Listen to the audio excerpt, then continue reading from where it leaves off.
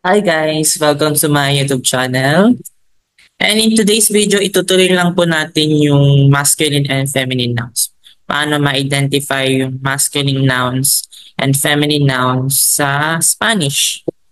So this is part 2 po. Part 2 ng aking inaaral. So gusto ko ding matuto kayo kaya i-vlog ko siya for today. So gender of nouns part 2.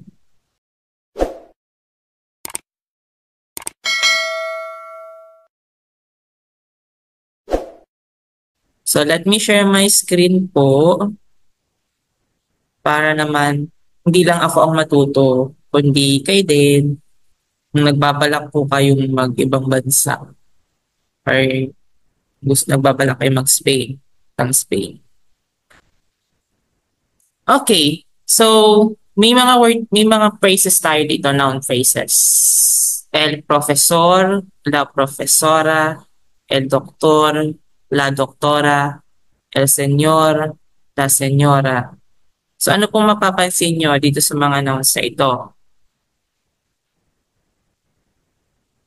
So sabi dito, masculine nouns that end in a consonant often have a corresponding feminine form that ends in A. For example, yung masculine nouns na yan na nagtatapos sa consonant katulad ng R,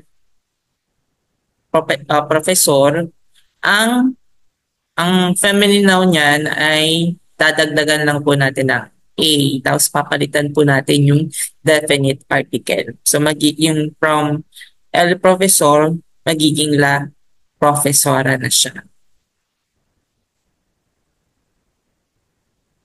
Okay?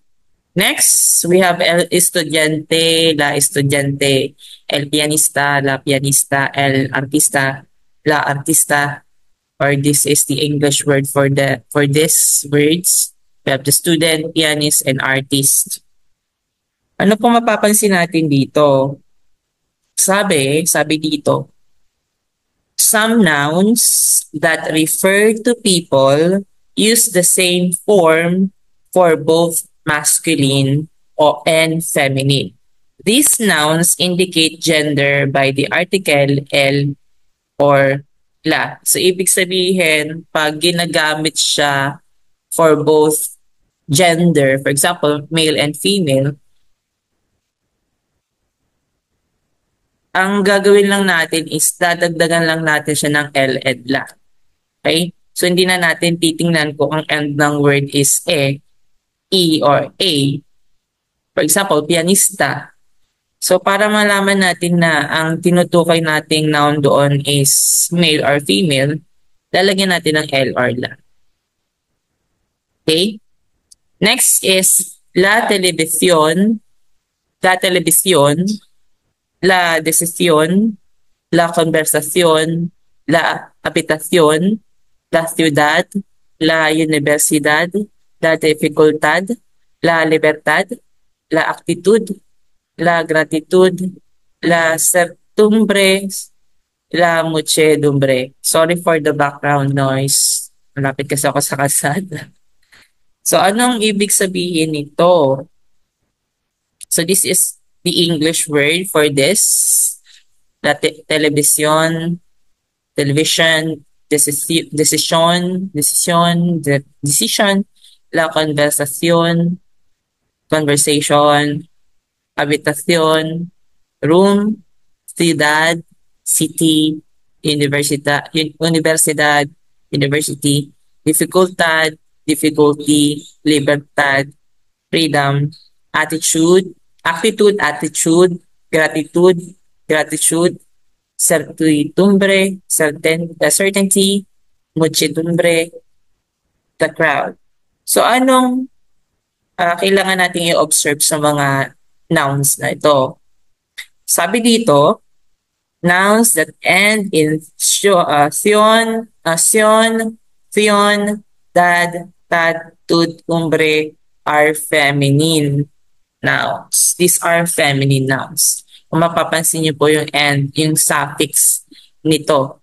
Sion, Sion, that, tad, tud, umbre, ay feminine po ito. So gagamit po tayo ng definite article na la. Another is el programa, el telegrama, la programa, el mapa, ay sorry, ulitin ko ulit. El problema, el telegrama, el programa, el mapa, el sistema, el poema, el día, el tema, el clima, el idioma, el sofá, el planeta. Wait lang, let me change this. Nagkaganito ito sa sofá. Lang insert lang tayo na symbol. May ano kasi yung ito. Insert. So, ayan. Okay, el sofá, el planeta. So these are the English words for this Spanish word. Problem, telegram, program, map, system, poem, day, theme, weather, language, sofa, and planet. So some nouns, sabi dito, some nouns that end in A are masculine. So there are nouns po, hindi ko nila lahat, there are nouns po that end in A are masculine. Ilan lang po ito sa mga masculine noun na nag-end sa A. However, wait lang, mamaya na. Okay. So, pansinin po natin itong mga nouns na to. El problema, el telegrama, el programa, el mapa, el sistema, el poema, el día, el tema. Many nouns that end in ma are masculine. Notice that 8 of the 12 nouns listed end in ma. Kapag daw nag-end in ma, except dun sa dia, pinatanggal, sorry. Galin natin. Yan eh. Yung mga nouns na yan ay masculine. Okay? Pero, however, a few nouns that end in ma are feminine, such as la cama and la pluma. Pen and, basta kama sa English, bed.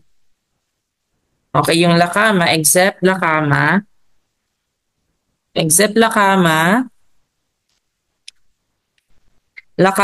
la pluma. Ito ay feminine. These are feminine.